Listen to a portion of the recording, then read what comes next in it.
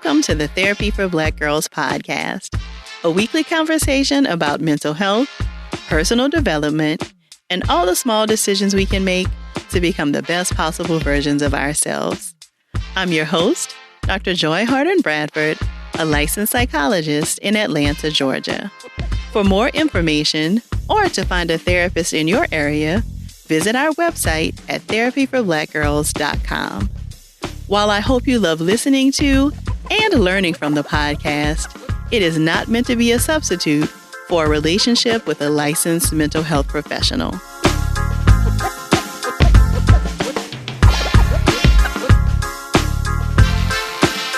Hey y'all, thanks so much for joining me for session 111 of the Therapy for Black Girls podcast. Today we're digging into co-parenting relationships. My line sister, Dr. Audrey Townsel, is back to chat all about the things you need to consider to effectively co-parent. But first, let's show some love to our sponsors. Support for today's episode comes from Naturalicious. Naturalicious is the world's first vegan, high-performance hair care line that delivers the results of 12 products in only 3. It's designed to reduce time spent on hair care and is proven to save up to 80% of time on wash day. Naturalicious was founded by innovator Gwen Jameer, who is the first and only African-American woman to hold a patent on a natural hair care product. These products are great specifically for busy women with curly and coily hair, also known as 4C hair, and they are all natural. No sulfate, paraben, mineral oil, petroleum, gluten, and they're cruelty-free. These have become my go-to products as I love the way they leave my hair detangled and moisturized, and they have significantly cut down on my wash day process. So if you want to cut down on the amount of products you use and get some time back in your busy schedule, then I definitely recommend that you try them. You can find the Naturalicious products in over 1,200 Sally stores nationwide, or you can buy them online at sallybeauty.com. Use our exclusive promo code 555-555 at checkout to save 10% off of your purchase. Now let's get back to the episode. As a reminder, if you didn't hear Dr. Audrey Townsel on her last visit with us, she earned an undergraduate degree in psychology from Xavier University of Louisiana.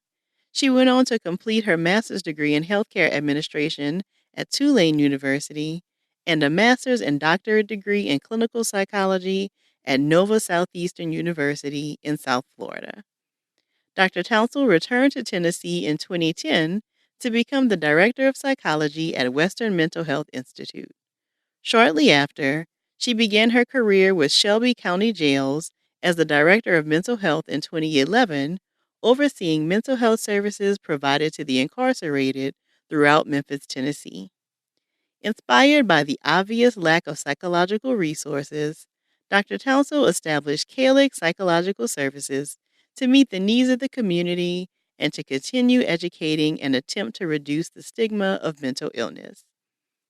Dr. Townsel and I chatted about the different possibilities for co-parenting relationships, some of the main concerns that get in the way of being able to co-parent, how therapy can be helpful in developing a healthy co-parenting relationship, and the importance of making sure you're clear in your communication with your children about what the co-parenting relationship will look like.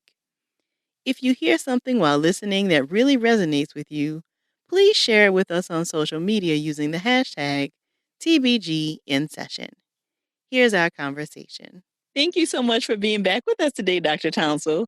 Oh, thank you for inviting me. Yes, I'm very happy to have you back. So, people have not listened, and they definitely need to go back and listen to your episode that was all about how social media impacts our mental health. We are still getting comments and emails about that episode. So, Awesome. Yeah, so definitely that's one to check out if you haven't.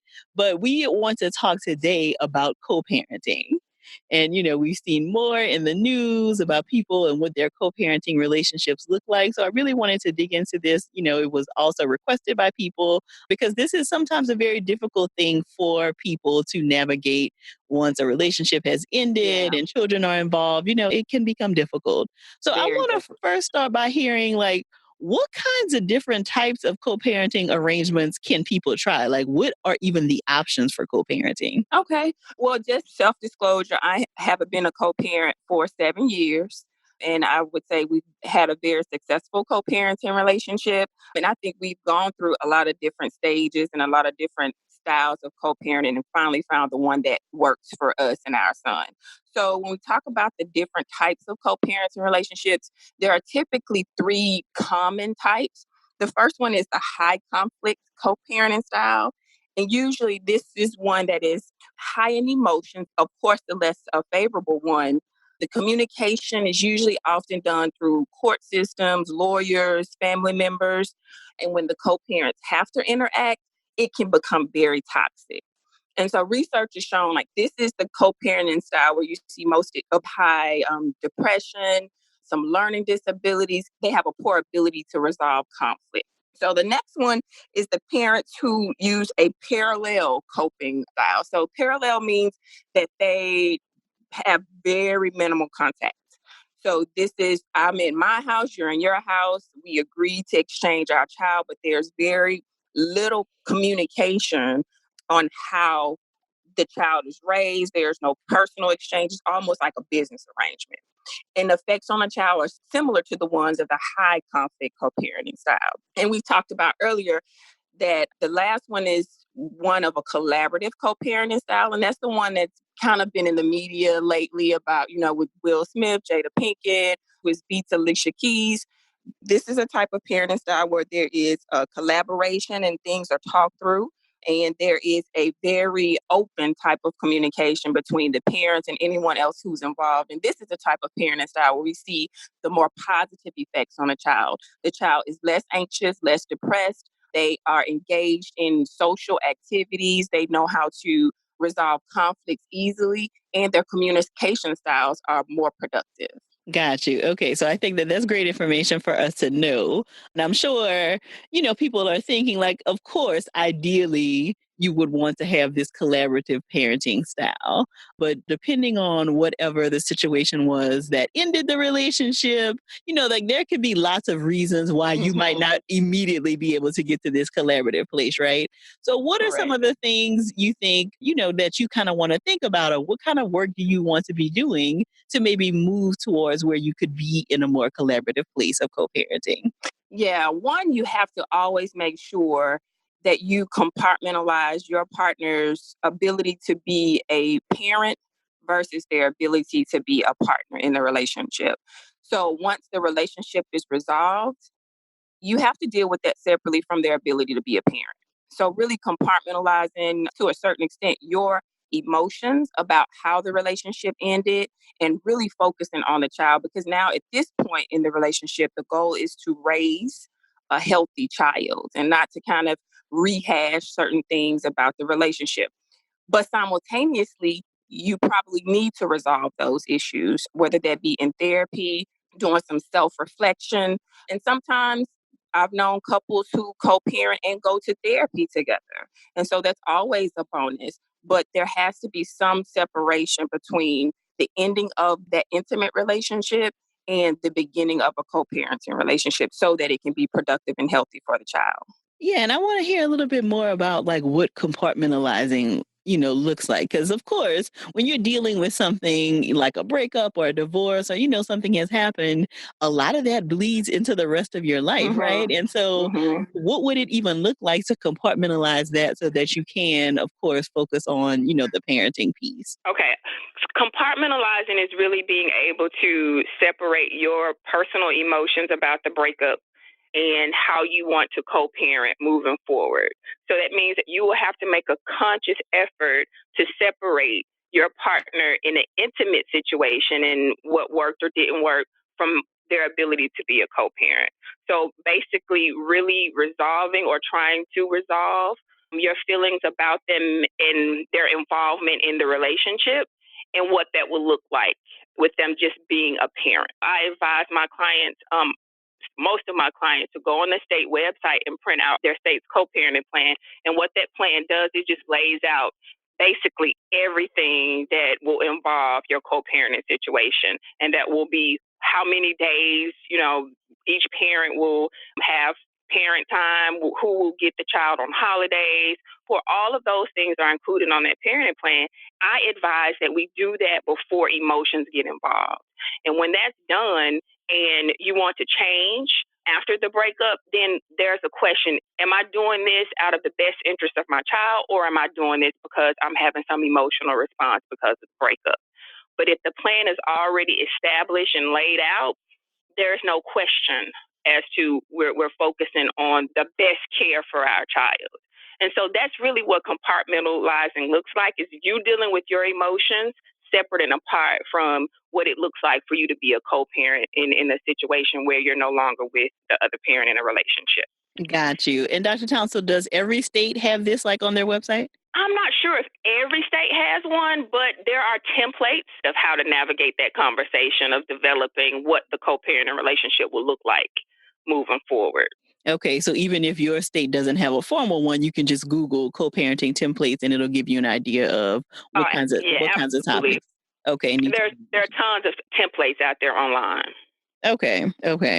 So you mentioned, Dr. Townsel, also that some co-parents will go to therapy to figure out how to negotiate this. Can you talk a little bit more about like what that might look like to work with a therapist to effectively co-parent?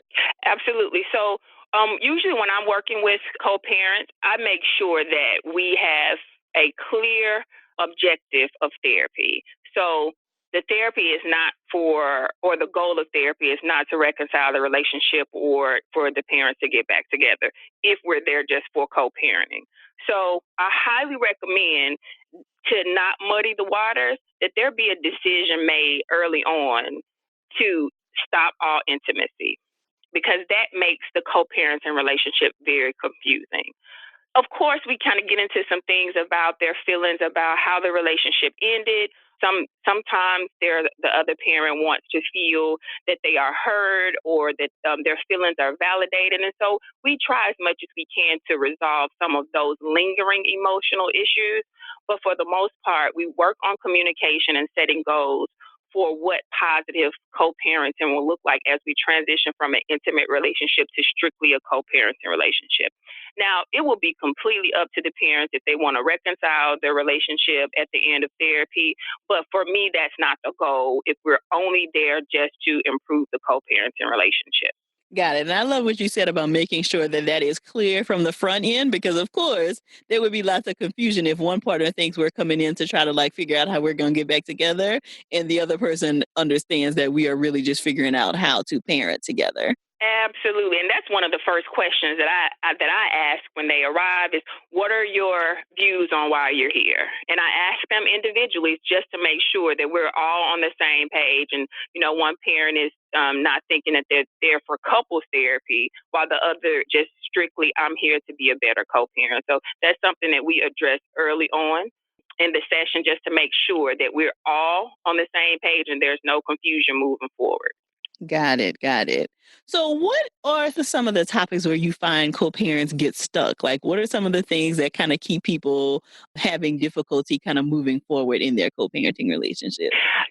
To be honest with you, the number one issue that I see is unforgiveness and hurt about how the relationship ended, and feeling that they were not heard, or their feelings have been, or just generally they've been violated. So to resolve those feelings, I think it's best to resolve them individually before we start to work on a co-parenting relationship, because usually there's one parent who is more upset than the other. And so that's kind of the person or the parent that we want to target first, so that we can resolve some of those emotional hurts that they have, so that we can move forward in a positive co-parent relationship. Again, the number one issue that I see is unresolved hurt. And I'm going to say this in all cases, but generally, the mother has an unrealistic expectation of what the relationship should be once they have a child. And I think it goes back to when we were little girls, that we see, we play with Ken and Barbie, and they have a car, and they have a house. But sometimes every relationship doesn't end that way. And so to almost have the mother, and sometimes the father as well, but generally it's most moms never see themselves as single moms or having to raise a child in a situation where they co-parent. So it's really difficult for some people to accept the reality that the image that they have about what their life should be is not the reality of what's going on now. And so just having to resolve their conflict about their image of being a parent or being in a relationship with the father of their child and the reality that they'll be in a co-parent relationship is something that I address often in therapy. So those are the most common things that I encounter in co-parenting situations. Okay, got you. Of course, a mom and dad is kind of most commonly what we hear in terms of co-parenting situation after a relationship ends. But of course, we know families can look lots of different ways. So Oh, co-parenting absolutely.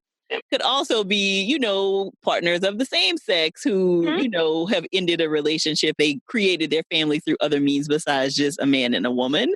Um, Absolutely. so so are there things that you think we need to pay attention to related to that? I would imagine some of it is the same, but there probably are some unique differences. No, yeah, really, we'll use the same tactic because everyone has some feelings about the ending of a relationship. It doesn't matter if you're a heterosexual couple or the same sex couple. You still go through the same grief of a relationship, having unresolved feelings about a relationship, and then learning to transition into co-parenting.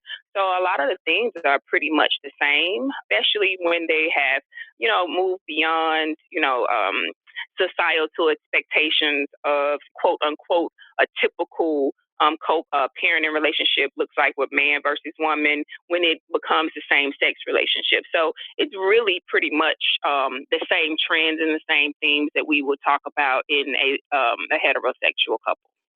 Got you. Okay. So I am curious to hear, because I know another hot button topic becomes when one of the parents starts dating again, right? Oh, yes. Yes, and this throws a whole new dynamic into the Mhm. situation. So, what kinds of things, what kinds of conversations maybe should you be having, or how do you even negotiate the whole topic of dating again when you're co parenting? Mhm. I really think that once we've removed ourselves from that very tense emotional stage of co-parenting and we're able to communicate, I think the reality is that when you found your partner attractive, there's a likelihood that other people will also. And life goes on and everyone wants to be in a relationship. So one, accepting the reality that your partner or your ex-partner will or may move on, I think is key, but also communicating what that will look like for the both of you. I can tell you just from my experience, just having to have a conversation about what that will look like for us, meaning that, we probably won't go to dinner as much as we do now, or we probably won't, take family photos so often now, but just respecting the boundaries of the new partner, I think is really important, and to know what that will look like for the child. Just going ahead and having that proactive conversation with your partner and what their wishes will be is paramount to moving past the difficult conversations of what it will look like when you add another co-parent into that. And just listening to the other co-parent. Everyone does not want the same thing. There are some situations where they don't want to meet the new partner, but it's really up to the co-parent and that parent being able to communicate what their wishes and needs are and have them respected by everyone.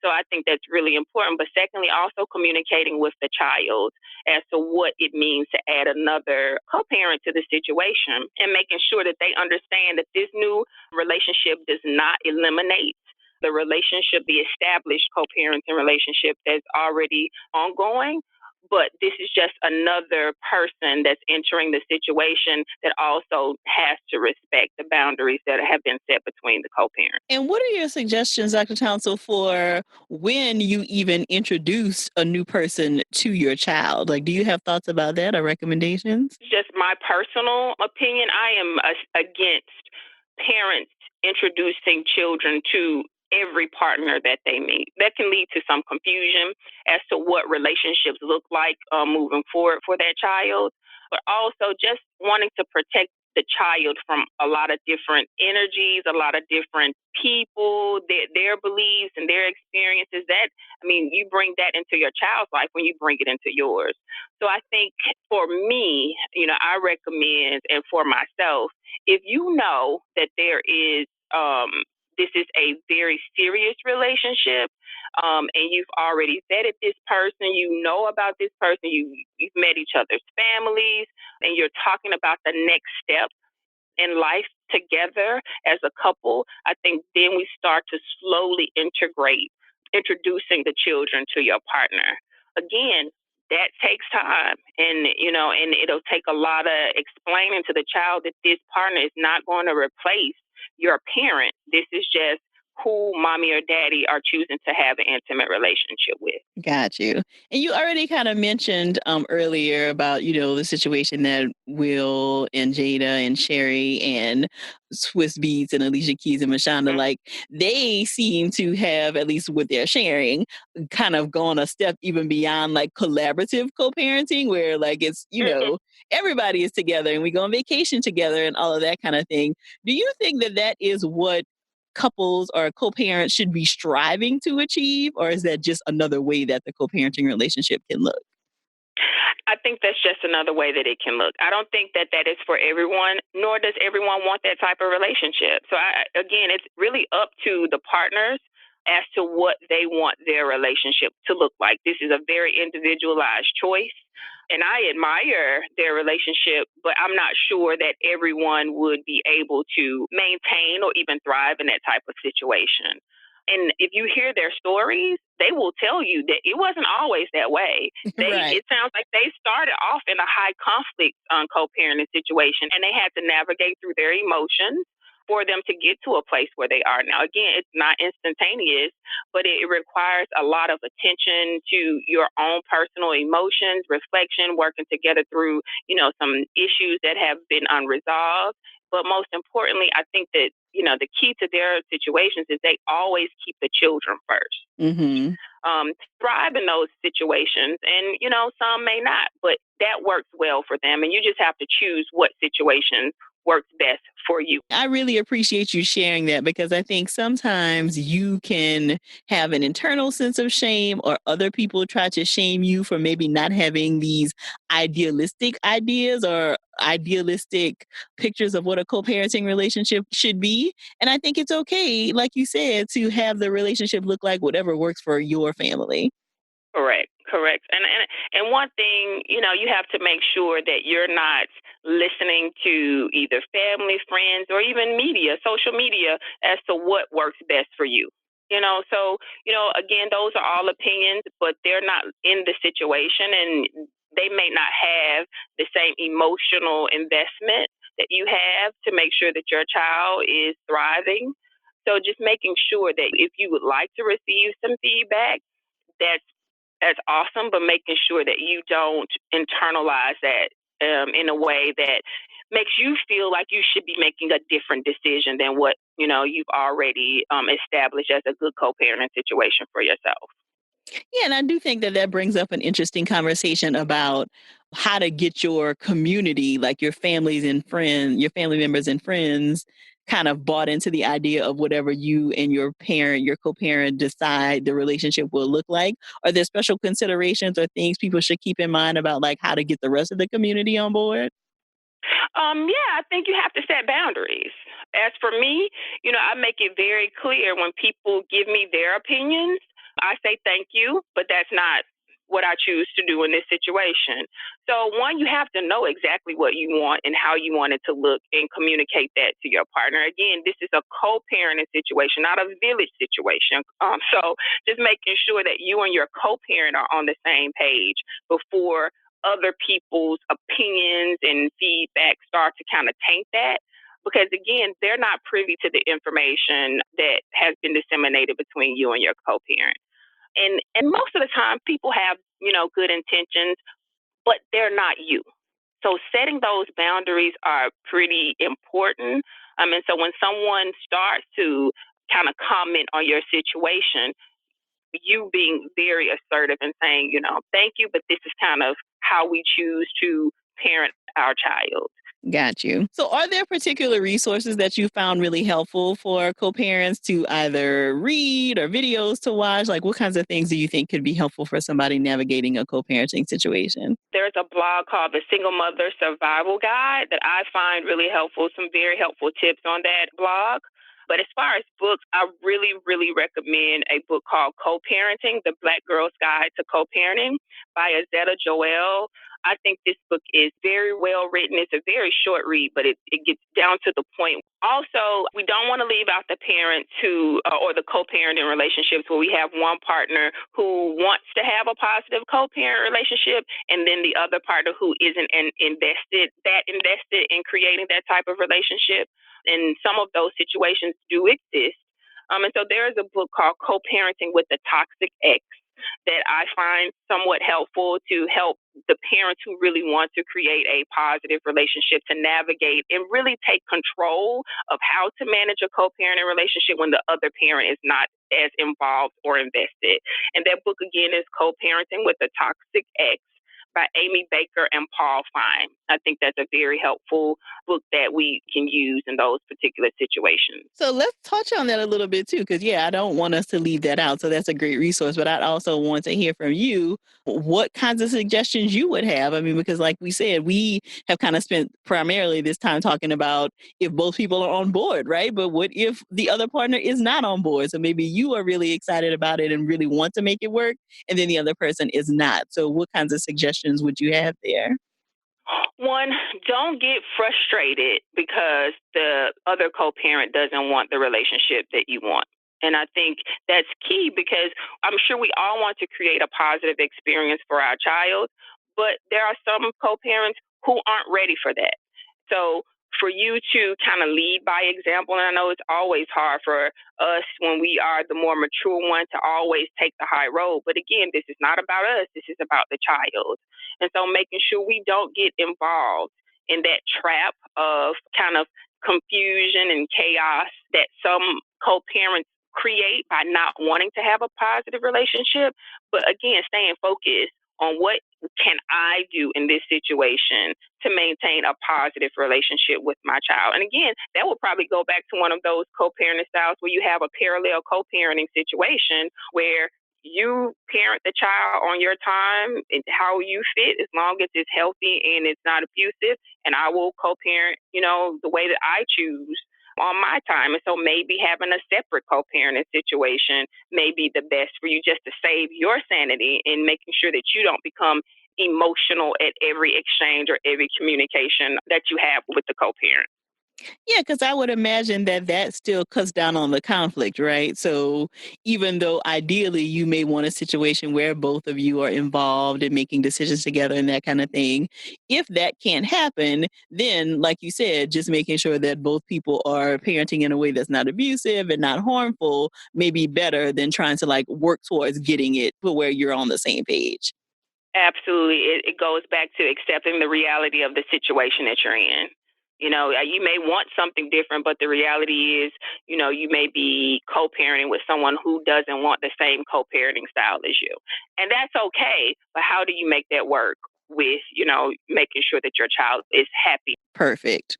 So, where can our listeners find you again, Dr. Townsel? What's your website as well as your social media handles? Okay, so my website is www.calyx, and it's CALYX psychological.com. And I finally have an Instagram. So the Instagram handle is CALYX Psychological, and it's the same on Facebook, Calyx Psychological. Perfect. And of course, all of that will be in the show notes so people can find you easily. Well, thank you so much for chatting with us again, Dr. Townsel. I appreciate it. No problem. Thank you for inviting me again. I'm so grateful Dr. Townsel was able to join us again today. To learn more about her or her practice, visit the show notes at therapyforblackgirls.com/session 111.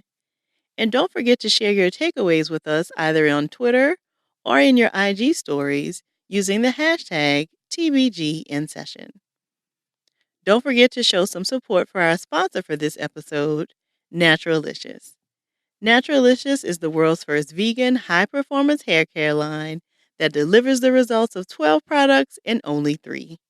You can find the products in over 1,200 Sally stores nationwide, and you can also get 10% off your purchase online by going to sallybeauty.com and using the promo code 555555 at checkout. Next week, I'm hosting the inaugural Black Girl Clinician Collective, or BGCC as it's affectionately known, retreat.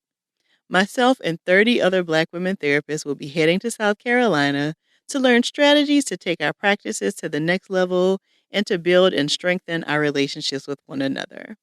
I'm super excited as this is my first major event, and I wanted to make sure to thank our generous sponsors for making it possible. Our first sponsor is Kelly and Miranda of Zenny Me. Kelly and Miranda provide private practice training and coaching by two therapists for heartfelt business owners who care. You can find out more about them and their services at zennyme.com. Our next sponsor is the Gottman Institute.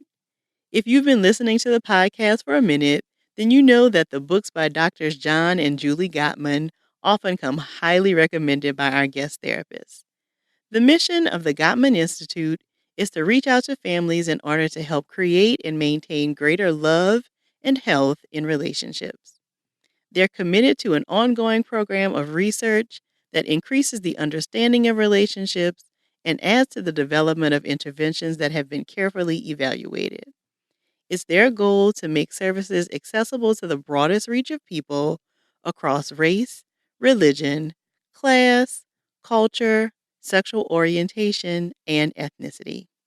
You can learn more about the work that's done at the Gottman Institute at gottman.com. And our third sponsor is Thinkific. Thinkific is a software platform that enables entrepreneurs to create, market, sell, and deliver their own online courses.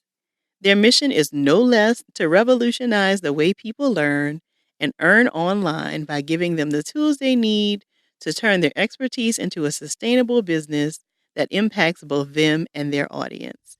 You can learn more about their amazing platform at Thinkific.com. And of course, all of the information will be shared in our show notes. So if you want to learn more about the sponsors for the retreat, you'll be able to find all of that at therapyforblackgirls.com/session 111.